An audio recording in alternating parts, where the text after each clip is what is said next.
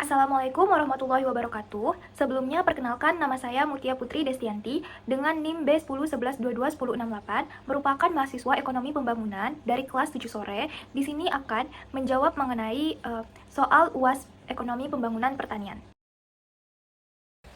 Persoalan pertama yaitu adalah mengenai bagaimana permasalahan sebenarnya dalam pembangunan pertanian di Indonesia dan solusi pemecahan masalah tersebut. Permasalahan pembangunan pertanian di Indonesia sangatlah kompleks, dapat berakar dari dimensi ekologis, ekonomis, dan sosial. Secara ekologisnya, tantangan terbesar adalah konversi lahan sawah yang terjadi secara kebanyakan rata-rata 130.000 hektar per tahun antara 2018 sampai 2023, serta terdapat degradasi kualitas tanah akibat praktik pertanian konvensional.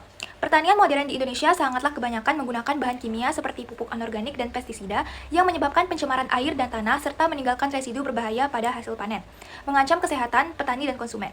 Sedangkan untuk dari aspek ekonomi dan sosial, petani terperangkap dalam siklus kemiskinan dan pendapatan rendah karena kecilnya skala usaha, rendahnya akses terhadap permodalan, dan keterbatasan infrastruktur pasca panen yang menyebabkan rendahnya nilai tambah produk. Selain itu, terdapat ketidakstabilan harga dan ancaman perubahan iklim yang membuat profesi ini sekarang kurang diminati, yang berujung pada tingginya urbanisasi dan minimnya regenerasi petani muda. Untuk solusi pemecahannya harus bersifat struktural dan berbasis pada konsep pertanian berkelanjutan yang memadukan ekologi, ekonomi, dan sosial. Solusinya yaitu terdapat pada kompetensi petani, di mana petani perlu memiliki sertifikat kompetensi yang membuktikan kemampuan mereka mengelola lahan secara ramah lingkungan dan modern, serta kelembagaan petani, yaitu penguatan badan usaha milik petani atau BUMP atau koperasi sebagai entitas bisnis yang mampu mengorganisir produksi secara kolektif, mengelola pasca panen, dan memiliki posisi tawar dalam rantai nilai. Kebijakan pemerintah yang harus menyediakan regulasi yang mendukung visi keberlanjutan, memastikan akses mudah ke permodalan, memberikan asuransi kerugian pertanian, dan mengalokasikan anggaran untuk infrastruktur. Terakhir, harus terdapat gerakan sosial yang diperlukan sebagai faktor sosial dan kampanye untuk mendorong kesadaran dan praktik pertanian yang berkelanjutan dalam kehidupan masyarakat luas.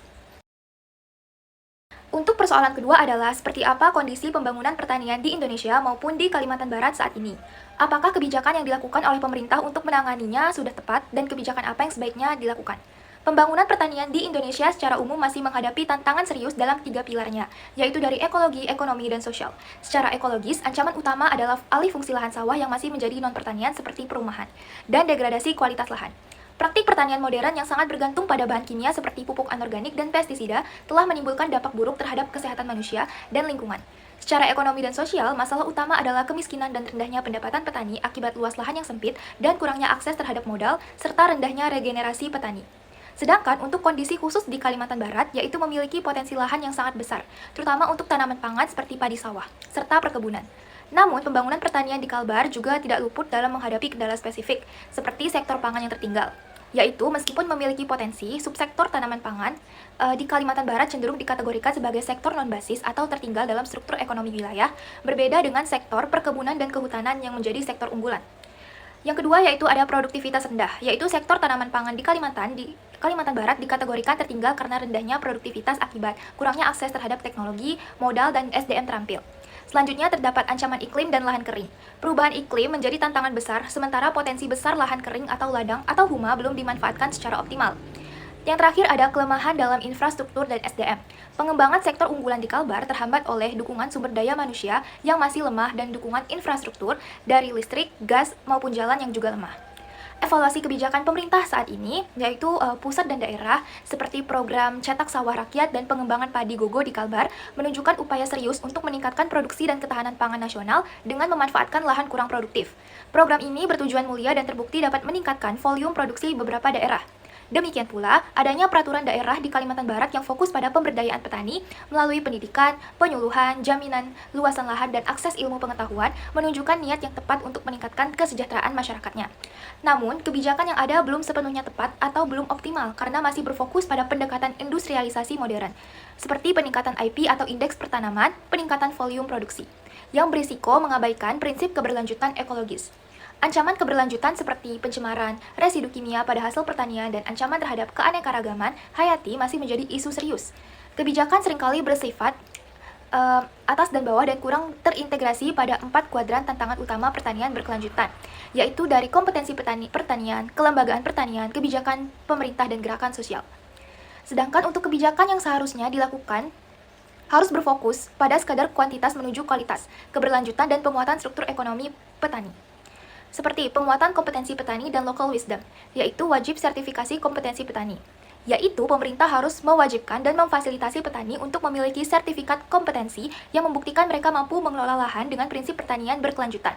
Lalu ada revitalisasi, mengganti penyuluhan konvensional dengan pelatihan yang fokus pada teknologi ramah lingkungan dan memanfaatkan pengetahuan lokal atau kearifan tradisional dalam diversifikasi tanaman untuk mengurangi risiko hama dan penyakit.